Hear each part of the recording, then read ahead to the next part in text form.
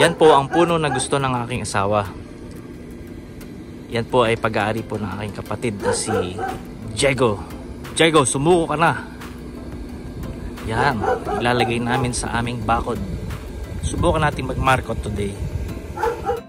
Kay sarap naman din eh. Ang daming panggatong oh.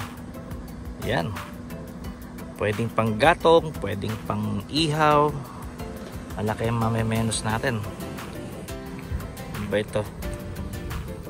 Ganda. Try nga natin kumuha ng isa.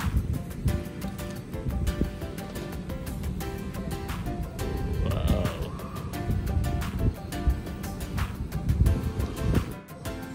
Pwede kang mag-selfie dyan ha. Welcome to our YouTube channel, Daddy Gambit. Ngayong araw na ito, manghihingi ako ng puno. Puno ng nakalimutan ko. Gusto ng aking asawa yung puno na yan eh. Hihingi tayo kay Mamang Pogi. Ha? Tao po. Tao po. May tao ba? Ayun, Mamang Pogi. Pwede mo makahingi ng puno.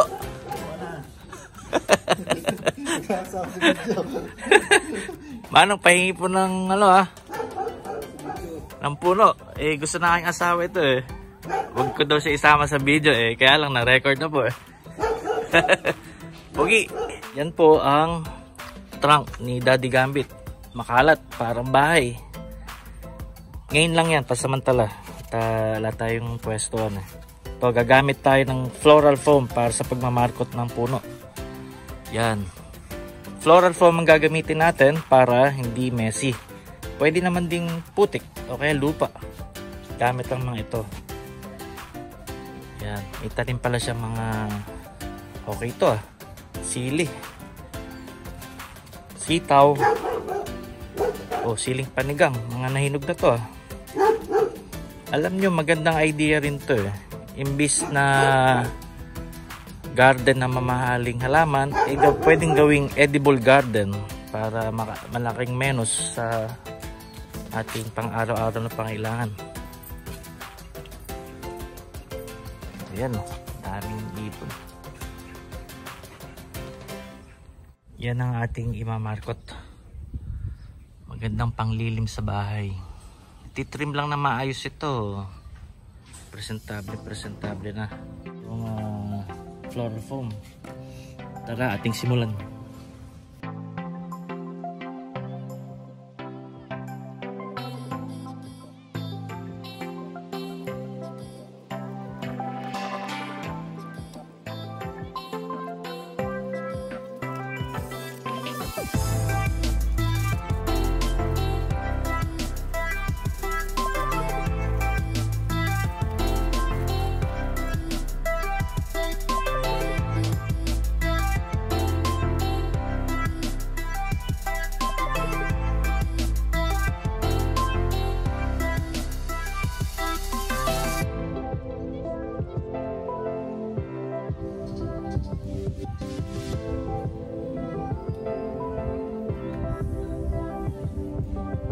Abay, napakasarap palang manghingi ng puno dito. May papansit pa. Oh. At may pang take out pa. Salamat ha, kapatid. So, manghingi na ako ng ano. Gagamitin natin yung isang pamamaraan ng pagmamarkot gamit ang putik o lupa. Medyo nahirapan ako sa floral foam eh. Maganda siya, neat tingnan, pero mukhang mas mabilis sa lupa kung gagamitin. Pero bago ang lahat, kakain muna ako. Tara, mangan tayo. Tara, kain. Sige. Salamat. Siya po ang aking utol na si JDM. Diego D. Maga po. Oops, may kalat pa ako, sorry. May pakape pa. Mga imported to.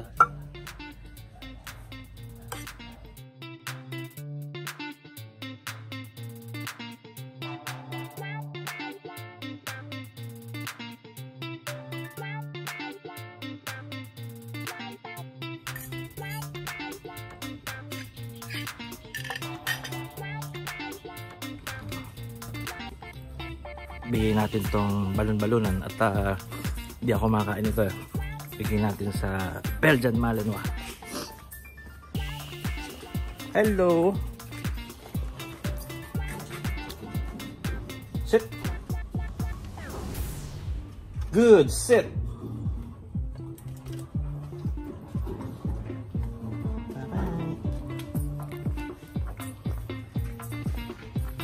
Kapatid, thank you very much sa pansit. Bus. Maraming pamamaraan sa pagmamarkot ng halaman o kaya puno.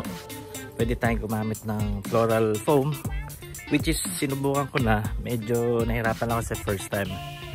Subukan natin itong natural na pamamaraan gamit ang lupa or putik. Pahingi pong lupa. Yan po.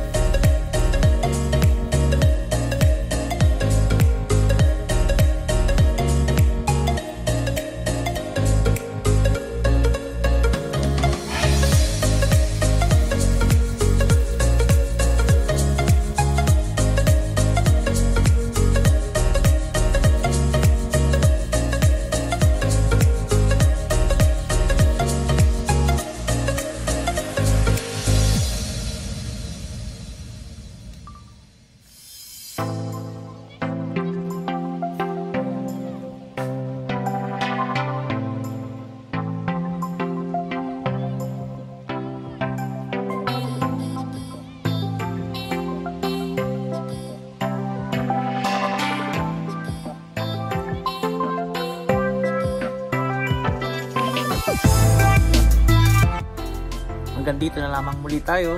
Sana po ay may natutunan kayo sa pagmamarkot ng isang halaman o puno. Kaysa bumili tayo ng pagkamahal-mahal dahil gusto ngayon ng paghahalaman, ito mas makakamenos kung may mahingan tayo na puno.